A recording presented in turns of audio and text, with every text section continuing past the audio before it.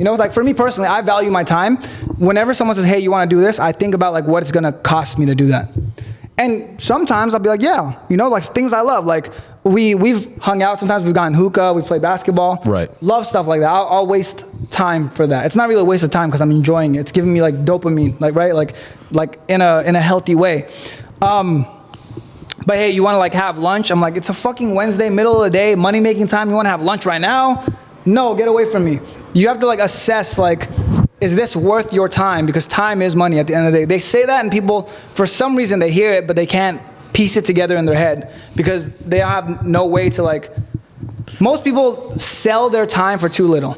Yeah, because even if you look at like an hourly rate, if somebody's getting paid minimum wage, you're getting $15 an hour. They always say, is your life worth $15 an hour? Or if this 60 minutes just passed, you're worth only 15, right? And you're replaceable at that. It's almost, you have to find ways to go and quantify it so it makes sense. It's weird because you get like hate from. So I get hate from people, and like those that like mean urge comes out. They're like, you're like, money isn't everything, blah, blah, blah, blah, blah. I'm like, okay, if money isn't everything, why are you giving up your entire life for it?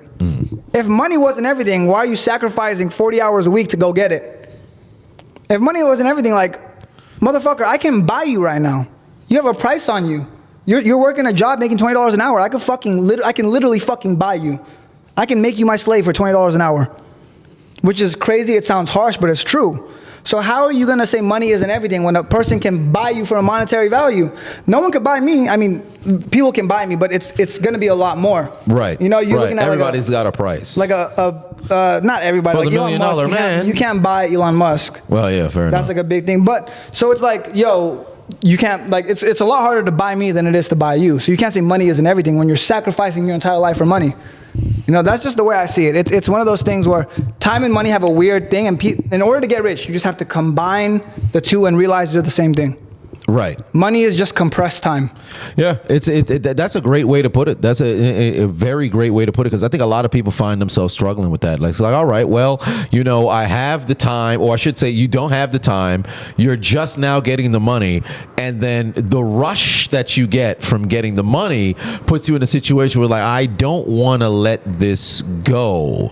But there's a lot of people who immediately they get it. It clicks. So once you start making that money, now I'm at the $5,000 a month. I'm at the 7, now I'm at the 10, I'm at the 15, I'm at the 20. You immediately take that and reallocate it right back into the business, and all of a sudden now you start to jump from 20 to 30 to 40, because a lot of people don't consider the operational costs for how much people are making. If you're making $1 million a year, you think they just make $1 million and you only, you know, you keep 980,000. That's not how it works. No. You'll make that $1 million in the year. You'll probably, you take home maybe $100,000, maybe 200, 250, whatever the case is, or depending on whether it be taxes, then overhead and all the other stuff that is incorporated in it. But you're able to continually accelerate that over time, and then after about 5 some years, now you're bringing in the big money. Or you could go and sell the business after it's now scaled to an incredible number, and then you get that lump sum on the back end. So you got almost have to understand in the time being what the end goal is, and kind of reverse engineer at that. Yeah. Because if you really want to grow, if you really want to get exposure,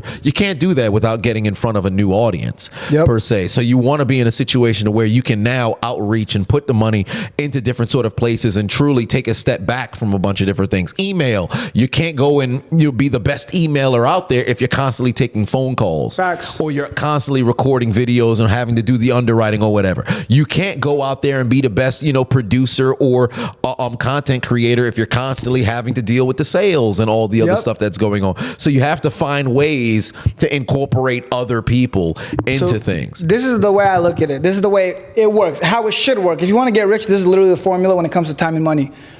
You use your time to make money. Now you take that money coupled with your time, you use that time and money that you have now to make more money.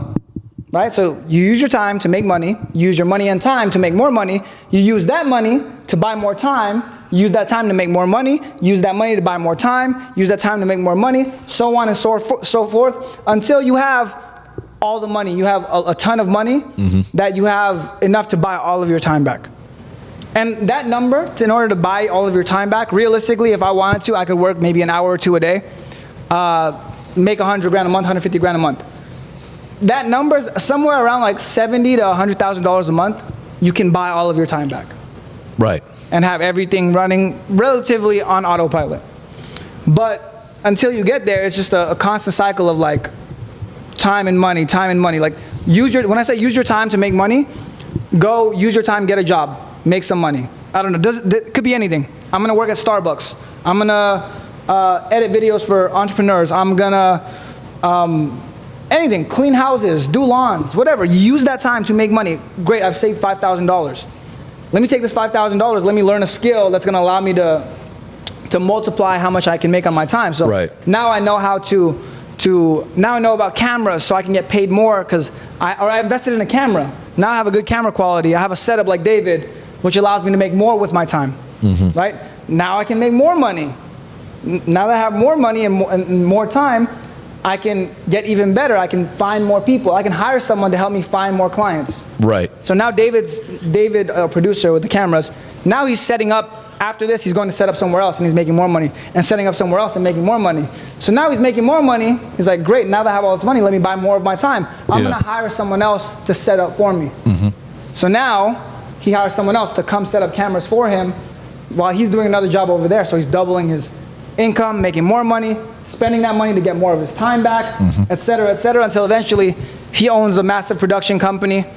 He doesn't even set up cameras anymore. It started with him buying a camera or buying equipment, and now he doesn't do any of it. He sits in his office and all of his guys come and do the setups and film the podcast and do all that stuff. Yeah.